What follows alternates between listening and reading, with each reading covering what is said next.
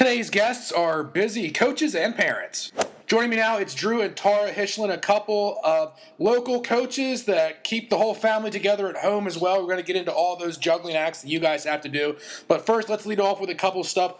With Tarra, DLB head volleyball coach for some time now. What made you want to have a position like that at a prep sports place? Volleyball has always been a pretty big part of my life. When I was in elementary school, my dad took me to my first state volleyball tournament, and I got to be the ball roller girl.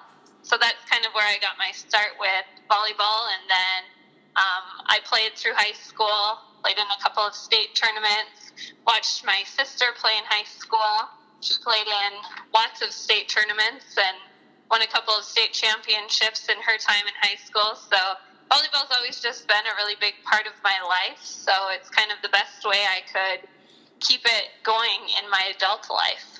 I'm incredibly jealous of having that ball rolling position. That sounds fantastic from the very beginning here. Let's talk. Yeah, that might have been my first and best position. There you go. So let's talk about this year's team. You guys are looking really good. You've taken care of our Redeemers, to name one of the notable ones in this area anyway.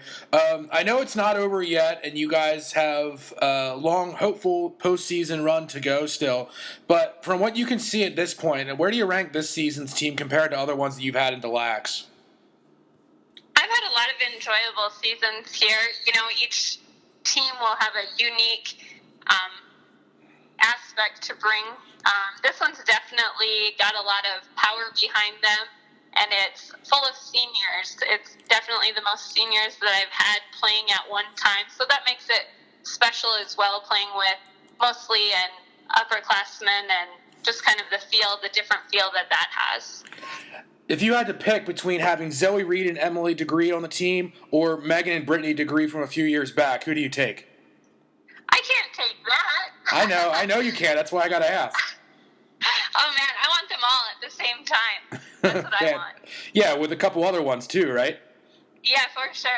I've heard a lot of the times that we do like the typical, coach or player speak for the news interviews about communication is so important in volleyball. You guys have to play together for a long time to be as good as you can possibly be. How about just being confident as well? That seems to be important. I've heard a lot of coaches say that, the girls just have to have a little bit of belief here that we can make that next step. Yeah, absolutely, and I think that comes with age especially. Girls have a tendency to max out their athletic ability somewhere around their sophomore year. So after that, it becomes a lot of that chemistry, and they'll get better after their sophomore year, but most of them are fully developed by their sophomore year or around that time. So after that, it becomes a lot of that communication and chemistry. It just happens that way. There's no real explanation to it. Pretty much you're grown up by then. Yeah, I guess that's just how anatomy works. All right, so let's bring in Drew maybe for part of this too here. Speaking of growing up, how have you guys been able to balance your coaching lives? Drew's with Minot track and field now, obviously Tarra with the Lakers volleyball. How do you balance coaching and all that entails from one season to another with your growing family? Well, it's definitely a balancing act. Our kids get to spend a lot of time in a gym, and pretty much every year till one of the appeals of doing the track job, I guess I stepped up in track, and I coached basketball the past 12 years before this, so it's been a lot of the parent at home has a lot on their plate at any time. So is it basically, Tarra, like Drew has more on his plate like during the fall volleyball, and then you kind of maybe take over more in the spring? Yeah, I think that coaching is the relaxing part of our family. The person that's at home taking care of the kids definitely has more work. Who is your go-to babysitter? Each other. Okay. We don't really have a lot of spare time to hang out with each other, so we don't have a lot of babysitters that come in, but some of the volleyball players in the past have babysat our kids, and some of the high school students at Minot too. We're lucky in that we know the high school kids a little bit better than maybe non-teacher people, so we have quite a few options. I will say her players tend to step up a bit more than the Minot High boys basketball and track athletes. They get a bit more excited about watching the kids. Yeah, I feel like I could probably land on that here. So I see kind of maybe another area of family, like the fellers have a lot of young girls playing basketball, and they look up a lot to the athletes that like Jeremy coaches, Do you guys see that happening within your family at all? Well, it was kind of funny. Just yesterday, I ran into Oscar Holtz, who I played for his dad at Minot State in basketball, and he was just talking, I ran into your daughter yesterday at the YMCA. So, I mean, the kids kind of end up being a part of it, inevitably. How about in Des Lacs? Yeah, I would say that they definitely have their favorite. Zoe Reed is my kid's favorite athlete that has come through here. But yeah, they get to spend time with the athletes, and they definitely form a relationship that most of the elementary kids don't have with the high schoolers.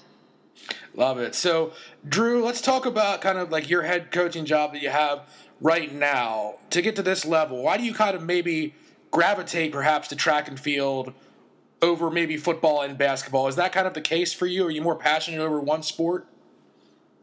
Well, I enjoy both sports. I guess definitely, when you're the track coach, there's not the playing time issues and a lot of those issues that happen with parents at times. And I guess I just end up staying with track always somehow. I guess I played baseball growing up, and when I was a freshman in high school, our track coach at Grand Forks Central, Sean Allen, called me and was like, "Hey, would you like the high jump?" And I said, "I'll try it out." And at Minot State, I signed for basketball, and they said, "Well, we can get you a little bit more money if you do track." And I went out for track. I really enjoyed my last year of college, and my basketball career was over, and I just did track. So it seems to be something that always stays with me, and I definitely enjoy practice and enjoy getting with the kids and helping them improve.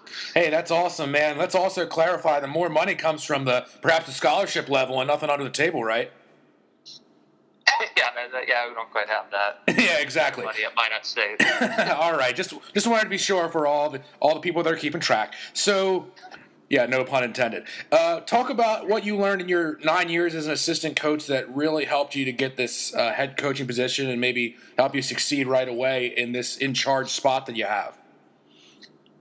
Yeah, I think it's a lot of things. I guess even in high school, I was a 3-sport athlete, and I've got to play a variety of sports for a variety of people, and I guess from Brad Sandy to coaching under Aaron Klingbeil and Chauncey Hendershot for track, and even being a longtime assistant for Winchesky with the basketball program. I think you pick up something every year, and even definitely I get a lot of things from my wife Tarra, in terms of working with kids and advice, and I think you'll learn a bit every year. How much energy do you have compared to Chauncey, Coach Winchesky, and Tarra? Say that again? How much energy do you think you bring to the coaching realm compared to Chauncey, who's like up and down? Dean can really get into it, and then I've seen Tarra around as well. How hyped up do you get as a coach on the sideline? Well, with those first two, Chauncey can never stop moving, and I don't know if there's anybody on the planet more intense than Winchesky. So those two put out a high bar. I guess I don't know where I put myself on those scales. Okay. I think Tara, she doesn't jump around quite as much, but definitely has a presence on the sideline every game. All right, so I wanted to get one question in here for both you guys, and I'm interested to see because, obviously, you want your team to be successful, but then you have to support your spouse and their team and hope for the best for them. Who do we think wins the region championship first, the DLB Lakers in Region 6 or Minot's track and field in the WDA? I'll let you take that one. Yeah. Drew actually told me that they're winning state this year, so I guess he thinks his team. But the Region 6 tournament is on the calendar earlier than the WDA tournament, so I'm going to go with DLB Lakers volleyball this year. Oh, boy. Drew, are you worried about that kind of calendar advantage that Tarra and the Lakers have for you? Maybe you have to nervously wait in the clubhouse to maybe even have a chance. Yeah, I don't know. I mean, right away this year for track, we're going to be pretty young, and some of those Bismarck schools have really put a high bar in terms of what their athletes can do. So, I mean, we're going to be really, I guess, right now looking at developing our younger classes. Do you feel like? So he said me.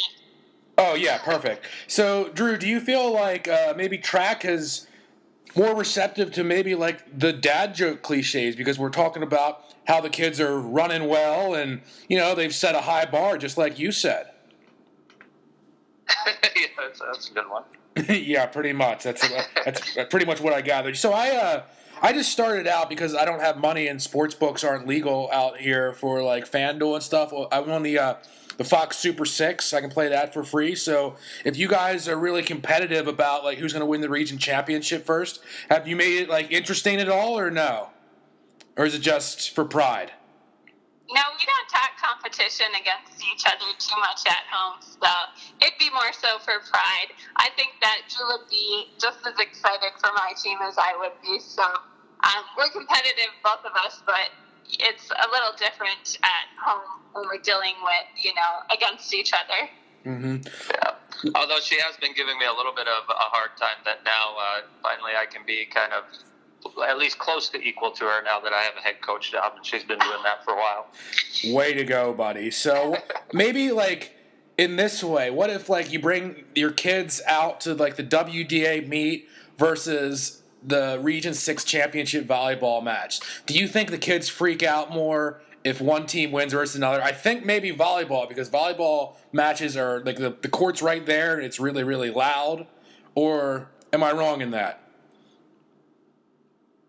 Yeah, I think you're right. Sometimes with track, you might not, if it's a WDA, you might not even know you won it till a few minutes later after it happened, after you do all the math. Right, yeah. I was just in the West Regional, and that took a while for the cross country down there in Partial, so I totally get that. So right now, I don't know if you could project too far, but I mean, do you have some great volleyball or tracksters coming up here in the Hysjulien household at this point? I think Tarra might know that. What do you think? I think that we have a couple of track athletes more so than maybe other elementary kids again, just because they've been exposed to it. Our oldest, our 11-year-old Grace, she's been bounding from a pretty young age, so they've definitely been exposed. All right, well, I can't wait and we'll see. Our 9-month-old is walking, though, so maybe he'll be running before we know it, so maybe he's the Prefontaine. Well, I mean, all the little kids run around all the time, and imagine you guys are exhausted from time to time anyway, so I can't wait for about, I don't know, maybe like a decade or so down the road, we can do like the typical sports story of like mom coaching the kids or the dad coaching the kids to whatever they're capable of, and I guess we'll just be here for it, right, Tarra and Drew? That's right. All right. Really appreciate you guys taking a few minutes here, and good luck the rest of the way in your seasons. We'll all be watching. Thanks for your time.